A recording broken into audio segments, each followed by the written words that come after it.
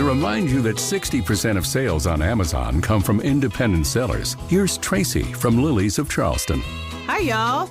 We make barbecue sauce, hot sauce, and specialty popcorn. They get help from Amazon to grow their small business faster. They handle all our shipping and logistics, which is a big help. All loaded up. Have a great day, Tracy.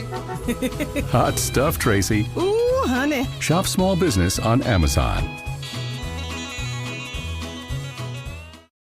I can't tell you how often I hear, oh, I'm a little OCD. I like things neat. That's not OCD. I'm Howie Mandel, and I know this because I have OCD.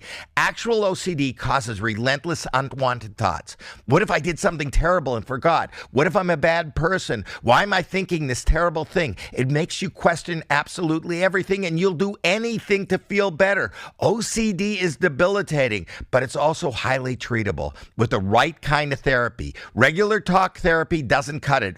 OCD needs specialized therapy. That's why I want to tell you about NoCD. NoCD is the world's largest virtual therapy provider for OCD. Their licensed therapists provide specialized therapy virtually, and it's covered by insurance for over 155 million Americans. If you think you might be struggling with OCD, visit nocd.com to schedule a free 15-minute call and learn more. That's nocd.com. No matter how you travel, it's good to have a plan. Some people plan every minute. No sleep, bus, museum, another museum. While others only plan to take it day by day. When it comes to your finances, a plan is just as important. You can count on Credit Karma to give you the insights you need to understand your options, so you can take charge of your financial path and find your way to money. Intuit Credit Karma. Karma you can count on. Download the app today. Welcome to Aran Island Discs, a podcast series where we talk to Irish people from different walks of life as they reflect on their own journeys. Join me, Russell McDermott, as we explore the many aspects of Irishness and what it means to each of our guests through life's ups and downs. Phil Quinlan, welcome to Aran Island Discs. Thanks a million, Russell. It's great to be on today, talking away to you. And tell us, have you been to Aran Islands many times? Once, twice? Only once. Back in 1993, about a month after I sat my leaving cert, I headed over to, I think it was Rossaville, and then the ferry over. And I met this young guy who was very, very interesting on the way over. He was only about 7 or 8, but he looked like an Indian chap, and he just maintained that knowledge was power. And I think he went on then to invent Google. Serious? That could have been him. But once we got to Kilronan, I was told there was only one spot left in the youth hostel, which I'd booked. Yeah. But the only spot left in the youth hostel I booked was in the ladies' dorm. So good planning or bad planning? I debated it for about 2 seconds and then bottled it. Did you? Oh, come on, Phil. There's another youth hostel over at Dunangus, and we trekked all the way over there, and I was dumbfounded by the whole Dunangus thing and the history of it, and it was really amazing and stunning to see it. I didn't get as close to the edge as maybe I would have liked, yeah, because I chickened out there again, but it was just the history of the whole place was really, really fascinating. Yeah, I was there in 84, and I must say the one memory I've always carried with me since, apart from it was a beautiful few days weather-wise, was Dunangus was the most amazing thing I had seen at the time I have seen since. The sheer drop behind, the protection from the sea or the weathered part, it's just an amazing feature. Yeah, it's fantastic. It's fantastic. And did you have a few drinks after a month after leaving church? Were you there? Or were you just... No, I never drank until, I suppose, a few years ago when I met my wife. Oh, blame her. I was never a drinker because of the fact that I wobble so proficiently when I'm walking, and Rock Shandy was my go-to drink back then. No, I've started having a few drinks lately, but really when all my peers were down the rivers practicing how to drink, I was learning how to walk again. Yeah, I know. So I missed out on that educational experience, and You're probably No, I better off. enjoy a glass or two of wine now, a couple of beers, but it loosens up my spasticity. Yeah. Which is How do you describe yourself, Phil, in terms of I know you're an author, you were a sportsman, you've gone through your troubles. How would you describe yourself if you had to fill out one of those immigration forms? You're a teacher, obviously. I'm an S&A. S&A, yeah. I'm not as responsible. I don't have as much responsibilities as a teacher, but I can get down and dirty with the kids. On a passport application, I'd probably say I'm a dad, I'm a son, a sports lover, an ex-traveller. I still do a little bit, but not as much as I used to. I've wobbled around the world at one stage. No, I love people. I love company, but I love being on my own as well. So, don't we all? And are you from Navan? Navan is your home, inverted commas. Yeah, I was born in Limerick, Bedford Road Nursing Home, back, I suppose, a few years ago. And Dad was working in Shannon for Farinka. All right. And then we relocated for about, I suppose, 2 months to Navan, where Mum is from. And then the big move from Navan to Zambia. I spent my formative years, 3 till I was 7, running with the cheetah, climbing with the monkeys, swimming with the crocodiles, and I was sponsored. My legs were sponsored by Tipex. But no, it was a fantastic upbringing in Zambia. The freedom and the heat, and just that I was the foreigner out there, so I was mad to know about every cultural thing, the language, the foods. It was an incredible upbringing. And then in 81, we moved back to Navan, and the first thing that hit me was the incredible coldness of the place. How old were you when you went to Zambia? I was 3. 3, all right. I remember first 5, 6, 7 years of age, and the houses we had, and just my own mango tree, banana trees. My mango tree was like my Nintendo, my Xbox, my YouTube, everything. Every bit of imagination was created up in that mango tree. I fought wars. I ran marathons. I went back then in 2004 to, not to walk down memory lane, but to wobble down memory lane. And it got so much smaller. Or maybe I'd grown a bit. No, it does happen, yeah. But no, it was just, that was a dream come true to walk into the house that I spent so much of my younger years in. Yeah. And the gardens and the rugby club where Dad played. The school I attended as a 5, 6-year-old, 7-year-old. It was an amazing memory. One which I'd probably love to bring my kids back to now, but I'm not sure my wife would be too impressed. Or back to deepest, darkest, blackest Africa. Yeah. So, It was amazing. I spent a year and a half in Nigeria in the middle 60s and was born in Brazil. I went back because you want to go back. But as you say, sizes differ, things look smaller or bigger. But it's amazing the lifestyle in terms of weather, the activity, and then coming back to Ireland to say, freezing. I know, it's great to have done it. I thank Mum and Dad for bringing us over there because it was a huge gamble back in the early 70s.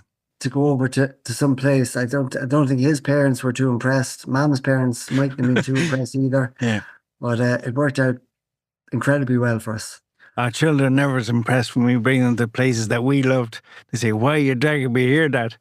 Well, I think my 10-year-old Joe calls me Uncle Albert. Because once I start going on about during the war, Daddy, I have to go out. There's a sound of familiarity that it's polite. You need your call, Uncle Albert. I'm called worse. Oh, Lord. And tell us then, when you came back to Navan and that fateful day and a bang on the ear, tell us about that and what you remember of it and how it affected your life. Oh, wow. That's a mouthful in itself there. In stages.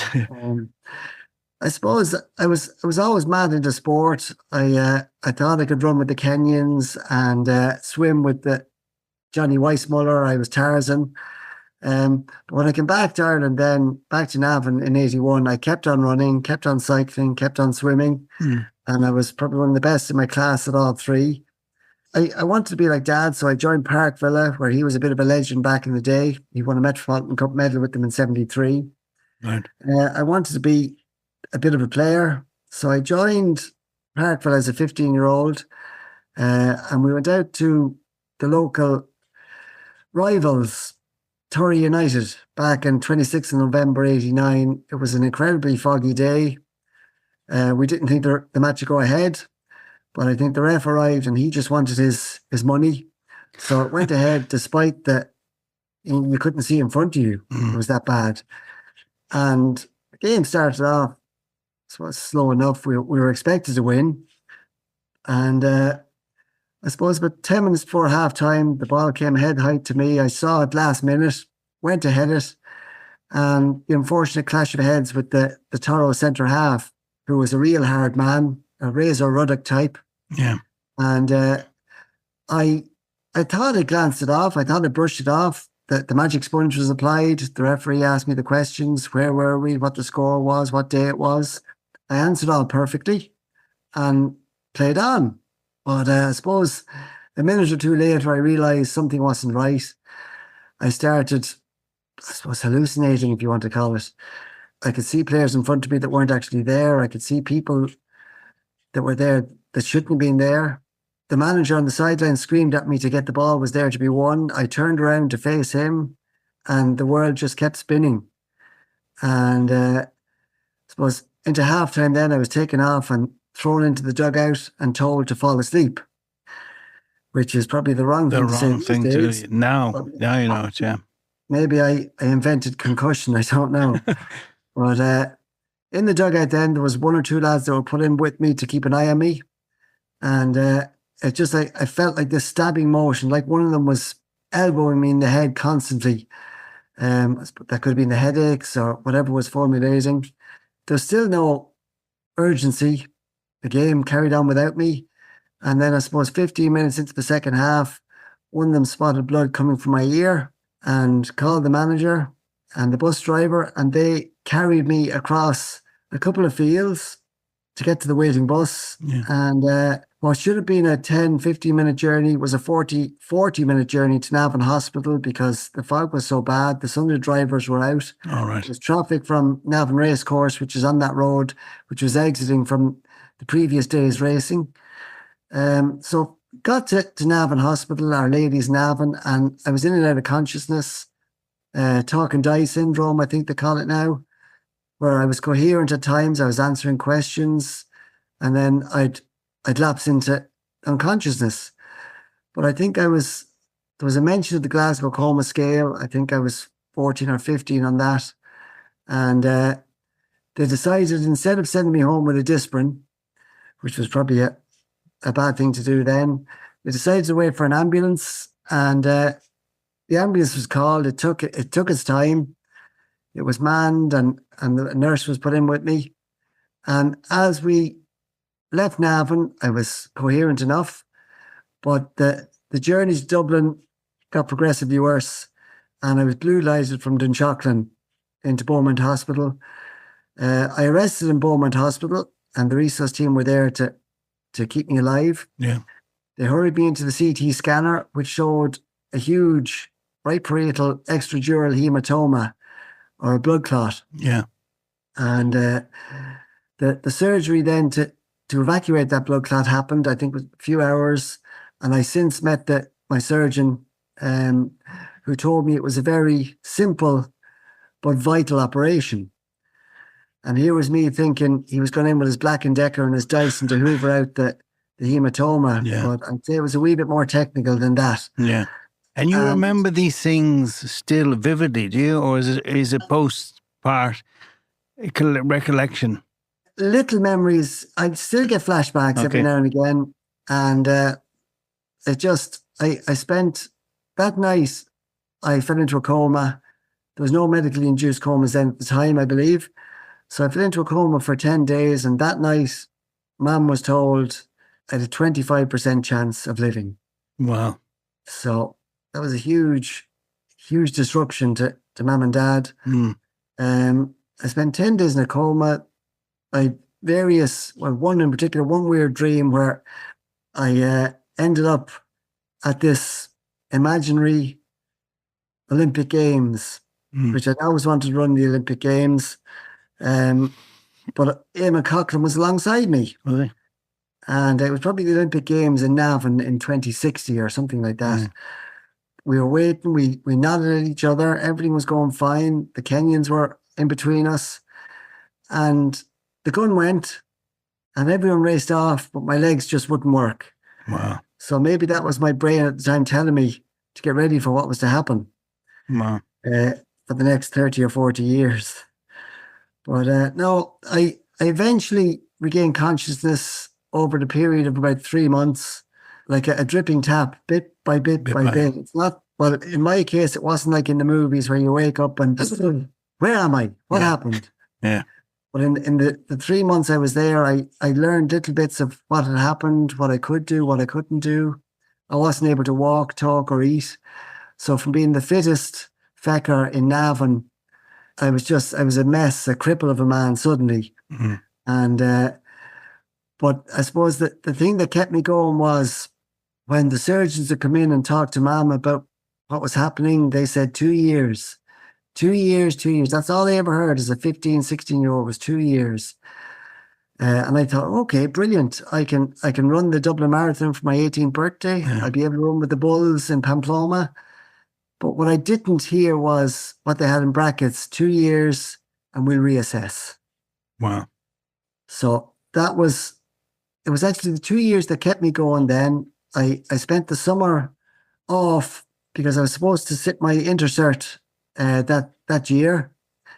And Dad always slags me off that I got injured on purpose to avoid sitting the intercert. Yeah. But as excuses go, I suppose it's well up there. Yeah. So the following September, then I started third year again. So I had to relearn the syllabus that I'd missed out because I'd stayed back a year. And it was when my subliminal physio really took hold, walking the corridors of St. Patrick's Classical School every 40 minutes. I suppose there was no such thing as S&As back then, nobody to carry my bag, nobody to help me avoid the bullies who were all over the place, ready to push me over, to laugh at me falling. Are you serious? The balance was terrible. And people did that, Phil, did they? Even teenage boys are fuckers. Yeah, I suppose. You know, if it wasn't me that got injured, I might have been doing the pushing. Yeah. But no, I realize that now, that the subliminal physio I was doing by walking, carrying my bag for 6-7 hours a day, and then cycling home up Flower Hill, and it was just the best physio ever. Yeah. Like, you know, people who want to get home from hospital, this is why, because they can tailor themselves then. And do their own kind of rehab program, yeah. Absolutely. That's my take on it anyway. And memory loss and memory, that all clicked back into place. There was no sacrifice there? Well, the biggest memory issue I had was before I got injured, I was the best mechanical drawer in the class. I was going to be an architect when I grew up. I was all tailored towards that. But as soon as I sat down with a T-square and a pencil in front of me and the teacher told me what to do, I broke down. Yeah. I started crying. I didn't know what was wrong. That side of my head just suddenly wasn't working anymore. And that caused me a lot of anxiety at the time. I switched then. I think I changed economics with the great Colin O'Rourke teaching us. And I think more so than teaching us, he taught us about the hard knocks in life that he'd taken. And I love listening to them stories. And I think listening to him taught me so much. And I learned so much from him that economics turned out to be my best leaving cert subject in the end. And how did you come to terms with the high level of activity you'd had up to then to like the non-activity and the disappearance of sport in your day-to-day schedule? Well, I suppose, again, looking back now, I think the amount of sport I did before I got injured, the running, the cycling, the swimming, I ran everywhere just to time myself, to better my own time. That was, looking back now, that was a sort of prehab, which stood to me, pardon the pun, very, very well. And the naivety of youth, and that 2 years the surgeons were telling me, I still believed that I was going to make a full recovery. How did you keep yourself motivated those 2 years then? But the main motivation was school. Yeah. And the teachers looked after me a certain amount. But in your own head, it was just the fact that you were competitive and sporting, you were setting yourself a target for the 2 years, unbeknownst to you, and to keep going? Yeah. But I suppose I had to learn to adapt then. Yeah. After I realised that the 2 years had come and gone, I had to learn to adapt. I was still sort of naive in a way. I had to learn a different passion. So once I left school, then my main passion was a new drug called travel. Yeah. And I touted myself all around the world. I adored traveling because it was at the introduction of cheap Ryanair flights. Yeah. So I was able to go all around Europe, mainly at the start, and I worked in a special needs summer camp in France. But you went back to Lusaka in 22, didn't you? I went back in 2004, I think. Four, yeah. So even then you were able to go that distance. It wasn't just Ryanair here and there. It was a good long flight to go back to where it all started. Yeah. 96 then I was in summer camp in New Jersey. Wow. And that really opened my eyes because the adults and kids I was working with were a lot more worse off than me. So I suppose that made me appreciate what I had, despite the huge disability I had. 99 then I decided to go to Australia. So I flew around the world and I met some incredible people over there. I finally made it to the Olympic Games in Sydney in 2000. I applied for a job working as an events coordinator, and I went to the interview with a corporate banker and a high school lecturer and was told, no, I was no good as an events coordinator. They wanted me to manage central operations. So I had thousands of volunteers and team leaders under me. I knew I could do it, but I'd just been given the chance to perform at that level. And I met Terry McHugh, who was throwing the spear for Ireland at the time. He's from Navan. Yeah, Terry, yeah. And I saw Sonia in silver, even though I had to cheat my way into the stadium. I only had access to central operations, and there were certain people that only had security clearance for the stadium to work in. But a third time lucky, as Kathy Freeman had finished her gold medal race, the whole stadium seemed to want to empty. Yeah. So I decided to swim against the tide of people and snuck in and hid in the toilet until the race was announced. And I stood up. I suppose if Sonia had won, I might have been arrested for running across the track to congratulate her. Yeah. But it was a fantastic event to be at. And have you told her that story? Have you? Oh, I'm not sure if she's read the book yet, but she makes a huge part in it. Yeah. But then I came home, back to work in the job I'd left in Lotus and Santry, computers, and got a job offer a few months later. I lived in Kildare town then for 7 years, or for 4 years, and Newbridge for another 3 years. Loved the Curragh.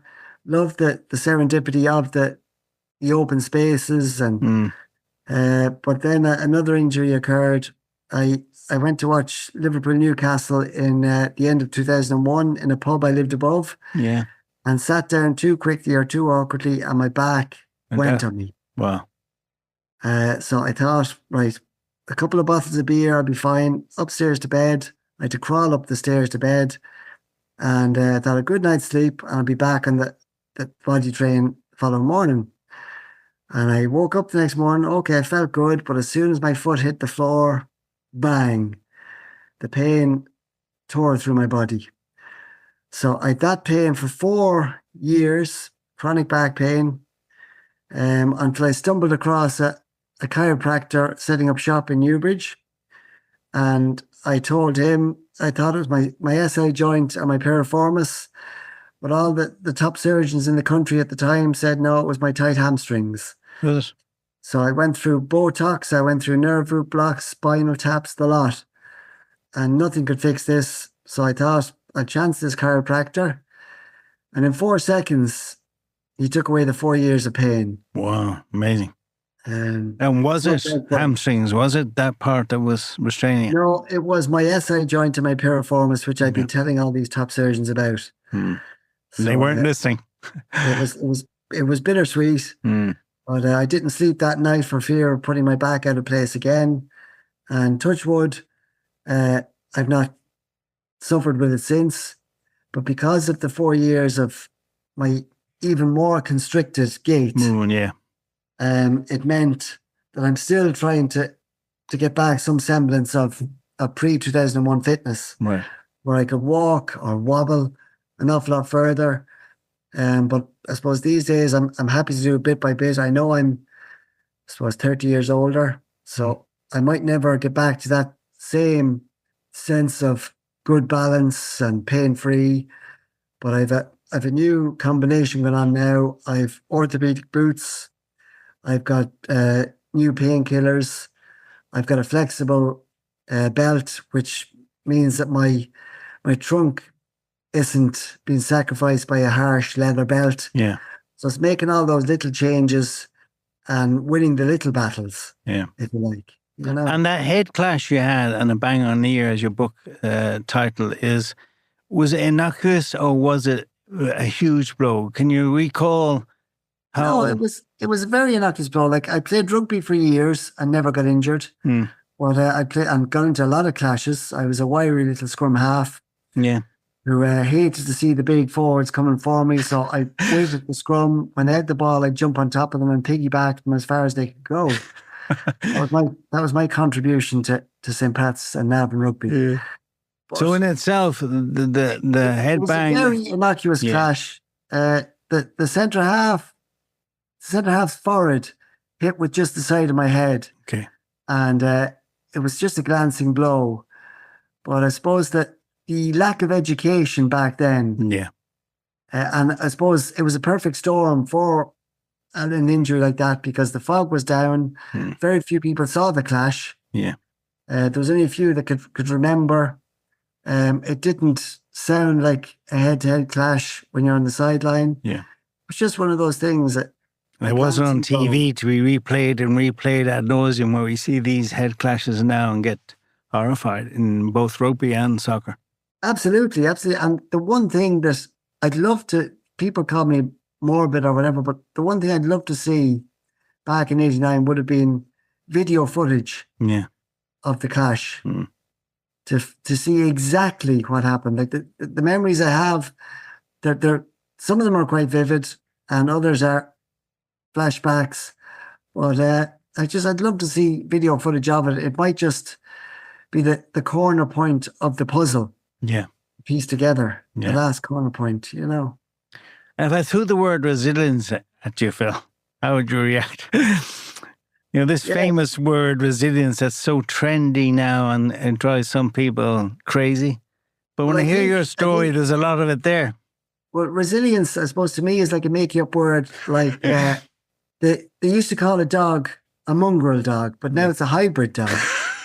Back in my day in the 80s and 90s, it wasn't resilience. It was more like nav and thickness. Yeah.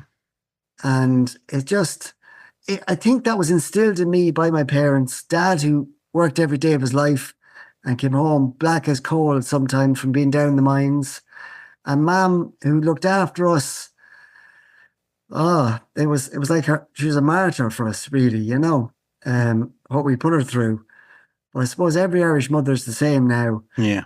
But it's just getting on with it. You know, as Matt Hampson says, get busy living or get busy dying. Yeah. No. It's true, yeah. There's an awful lot of overplay on that word, resilience, as if it's a thing, but it's just get on with it, stubbornness. If you want to get back, move on. Don't stay still. Yeah. No, well, I think I have moved on. I still look back at my previous life, if you want to call it that, with awe. I see a lot of it in my kids now. They're both very, very sporty kids. And it's that they're my passion now. I bring them wherever they need to go to play. I can't kick a ball with them, but I can bring them wherever they need to be to actually kick a ball themselves. And where does Irishness play its role in your thinking and your life over the years? Is it a thing or is it just you take it for granted? But having been away, you got the flavour of what being Irish is abroad, and it's kind of different to when you're here and we're all Irish. I don't think you're ever Irish until you go abroad and people come up to you and approach you. I suppose it was very hard for me traveling the world with a limp. But once people realised I was Irish, and they were drawn to me, which is fantastic. And it's always the big things like your Ryanairs, your Guinness, your U2. Yeah. They all want to talk about things like that.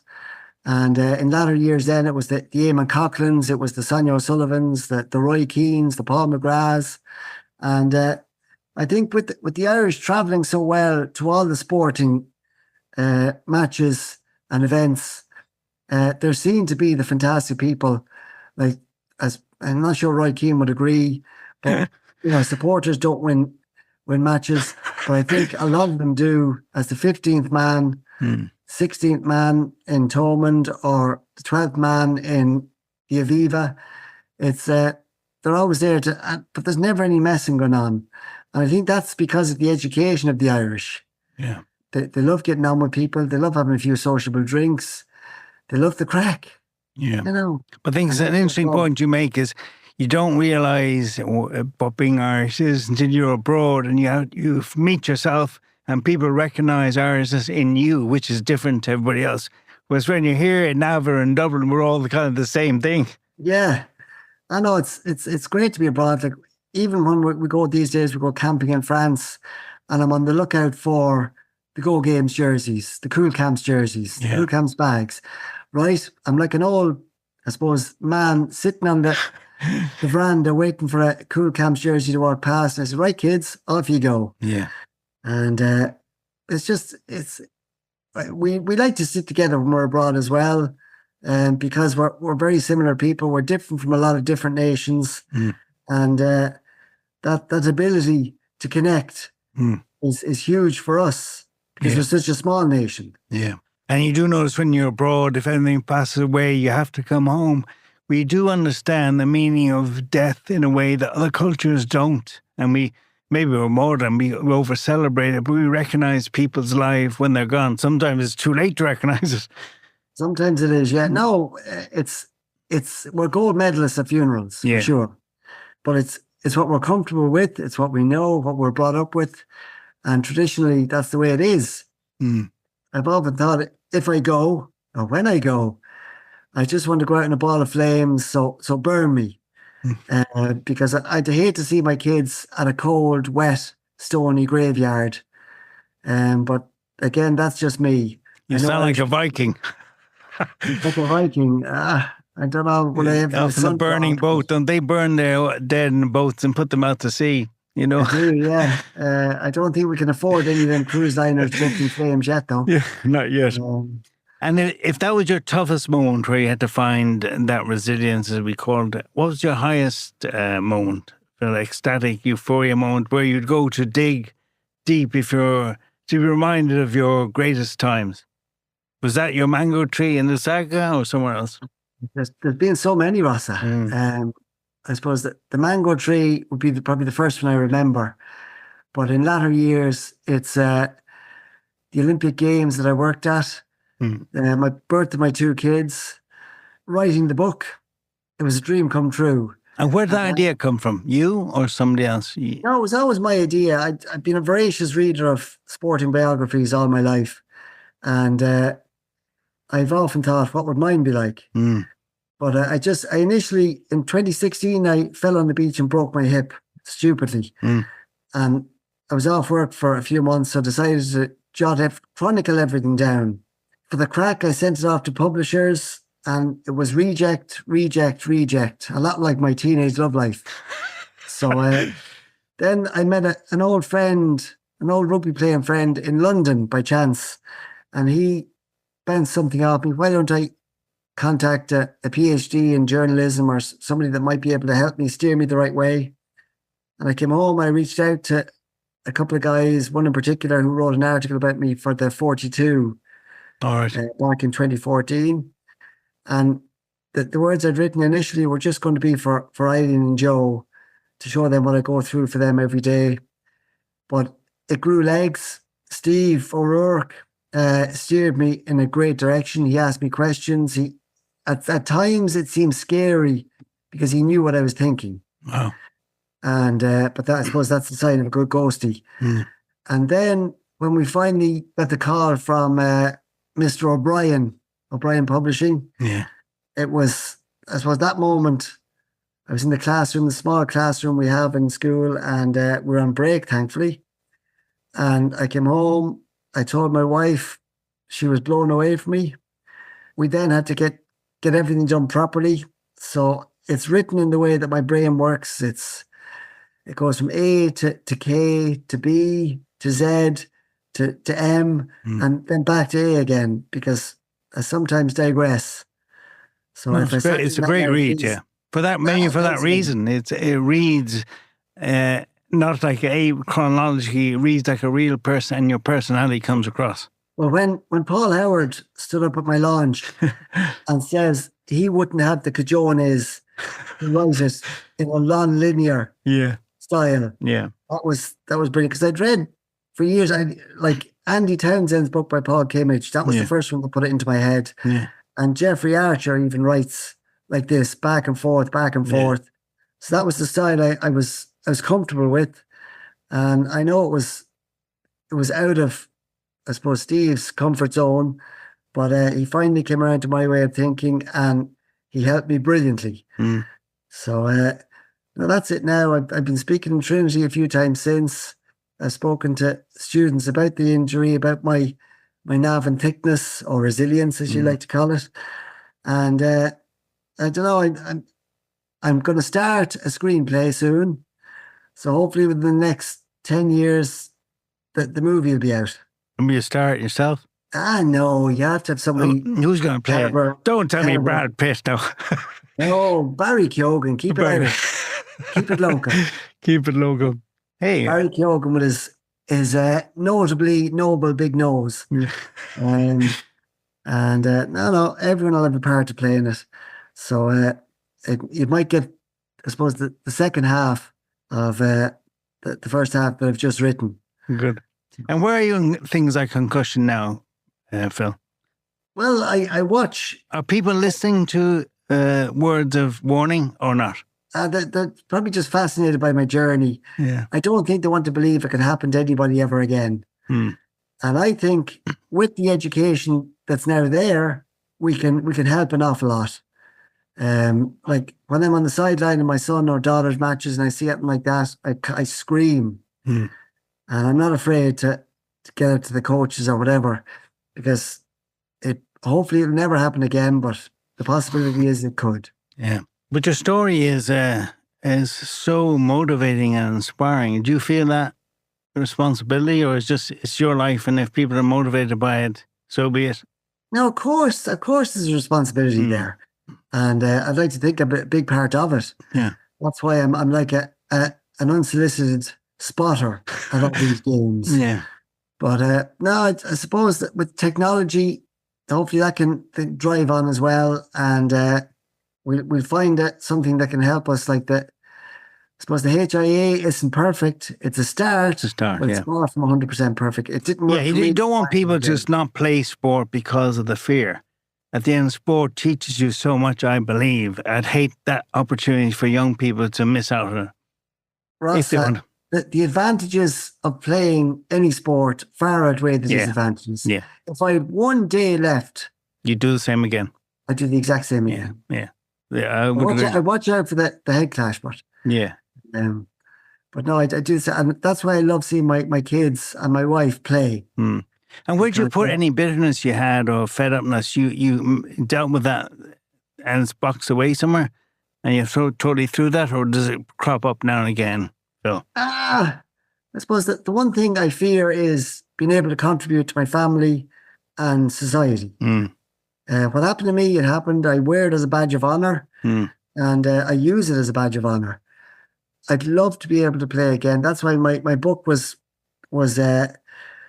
somebody said it was like a love letter to sport. It was your therapy, yeah. Because I always went back to sport. Paul Howard said all my big landmarks, life landmarks, were oriented by sport. Yeah. It always went back to sport. So. And do you follow Liverpool, do you? No. Okay. I'm a lapsed Arsenal fan. Where? I never heard them. talking. They play Real Madrid in a few days, please. They play Real Madrid on Wednesday, and I'm a Real Madrid fan, so we should leave this topic right there, I think, for the moment. Okay, because you're 3-0 up, so who knows? And music film. Has music accompanied you on your life journey? Is there a piece of music that digs you out of a hole? Hugely so. Like all the chapters in my book are lyrics or song titles. And I suppose, and A Bang on the Ear by the Waterboys is a fantastic song. It tells, I suppose, the story of what happened to me to a certain extent. But the one go-to music video I've always loved, and ever since I got injured, it's even more apparent now, it's more appealing, is Dire Straits' The Walk of Life. Walk of Life, yeah. Because that video, if you watch it, YouTube it, it's fantastic. A lot of sporting players, they fall over, they clash, but they get right back up again and they play on. Yeah. And that's what I feel. No matter how hard you fall, just, I suppose, learn how to fall properly. And it is that Michael Jordan quote, isn't it? Fall down 13 times, get up, keep getting up. That's the way you look at it. I get knocked down, but I get up again. Up jumping. Yeah, you need music to that. And quotes that have driven you and motivated you. Anything come to mind? The harder you work, the luckier you get. Just keep at it. Get busy living or get busy dying. Yeah. I mean, the one I'm always fascinated by, and I've quoted a few times, is the Edna O'Brien one, which when anybody asks me about the Irish character, I say, look at the trees, maimed, stark and misshapen, but ferociously tenacious. Do you think that's an Irish thing particularly, or just a general quote? I suppose down to the centuries, the Irish have had to be tenacious and stubborn and thick, resilient, and I think that's what makes us the great nation that we are. And until your film comes out, you're just going to live the fame life of giving talks. I saw you talk with Willie Stewart at the introduction, and your story is fascinating, though I say it myself, and you obviously get pleasure in sharing that and getting other people G'd up to deal with their challenges. I suppose Willie Stewart is a legend of what he does. Absolutely, I concur. He's fantastic. Yeah. And it was great to meet him there for the first time, having been in touch with him. He helped me a bit with the book as well. Yeah. He was able to research the stuff that I didn't understand. Yeah. I suppose what keeps me going now is humour. And if people see me walking, sometimes they're disgusted. I'm like dog shit on a shoe. But once they see me talking and laughing at myself, my self-deprecating humour, they're comfortable with humour. And you can see the relief on their shoulders as the shoulders just relax when I tell them what happened to me and what I'm at now, and I can just laugh it off. And you find that it's still an issue, do you? That people react obviously to you in a negative way instantaneously? Or is that your... especially. Yeah, okay. It's a charm to travel around the world and people just approach you so directly. Whereas Irish people, I'm not sure whether it's the English influence down through the years, but they don't like staring. You know, they might catch the disability off me. They might, maybe I'm contagious. I don't know. But I've always loved traveling, and it's a lot easier to talk to foreigners than it is to talk to our own Irish people on disability. So maybe we need to educate a bit more, laugh a bit more, and bring the fully able-bodied Irish people up to our level. Phil Quinlan, it's been a pleasure talking to you and meeting you here in Aran on this.